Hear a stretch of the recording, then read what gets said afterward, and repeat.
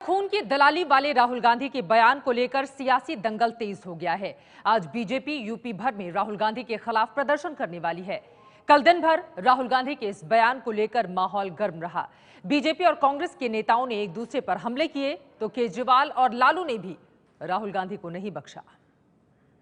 जो हमारे जवान हैं, जिन्होंने अपना खून दिया है, जम्मू कश्मीर में जिन्होंने अपना खून दिया है, जिन्होंने हिंदुस्तान के लिए सर्जिकल स्ट्राइक किया है, उनके खून के पीछे आप छुपे हुए हो, उनकी आप दलाली कर रहे हो। कहते हैं ना कि बात जुबान से और तीर कमान से निकल जाए तो फिर वापस नहीं आती।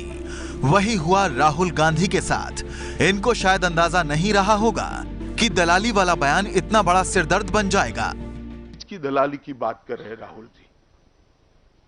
सवाल तो हम पूछना चाहते हैं, बॉफोर्ड से लेकर एम्ब्रायर तक किसने दलाली की?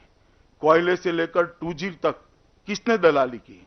मैं मानता हूं कि दलाली शब्द आपके जहन में कहीं ना कहीं पड़ा होगा, मगर यह घटना ऐसी नहीं थी जहां पर यह शब्द आपके मुंह से निकलना चाहिए था। बीजेपी ने राहुल को अकेले नहीं घेरा।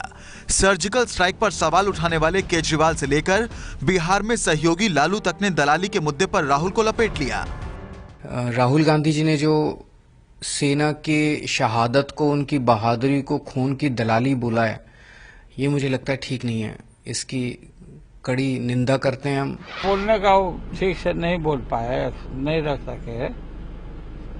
राहुल गांधी ठीक से मैटर को नहीं रख पाए। इतना होने के बाद कांग्रेस के नेताओं ने बचाव में मोर्चा संभाला। बाद में खुद राहुल भी ट्विटर पर सफाई देने उतरे। कहा कि मैं सर्जिकल स्ट्राइक का पूरा समर्थन करता हूं और मैंने ये साफ तौर पर कहा है, लेकिन मैं राजनीतिक पोस्टर में सेना के इस्तेमाल के खिलाफ हूं। ये बात सही है कि बीजेपी नेताओं के लगाए गए कुछ पोस्टर चर्चा में हैं। आरोप लग रहे हैं कि सियासी फायदे के लिए इस तरह के पोस्टर लगाए जा रहे हैं। कांग्रेस के नेता भी राहुल के दलाली वाले बयान के बचाव में इसी का सहारा ले रहे हैं। और मुझे याद है कि राहुल गांधी का पहला बयान था कि पहली बार प्रधानमंत्री जी ने कुछ करके दिखाया। लेकिन हम ये नहीं कभी भी सोच सकते थे कि ये इतने गिर जाएंगे कि जो जवानों की कुर्बानियां हैं, डिफेंस फोर्सेस की जो हिम्मत है, उसको दिखाएंगे कि ये मोदी जी की वजह से हुआ। हमने सेना के खून और उसकी बलिदानी पर कभी राजनीतिक रोटियां नहीं सेकी। हमने कभी सेना के पराक्रम और शौर्य को राजनीतिक वोट में भुनाने का प्रयास नहीं किया।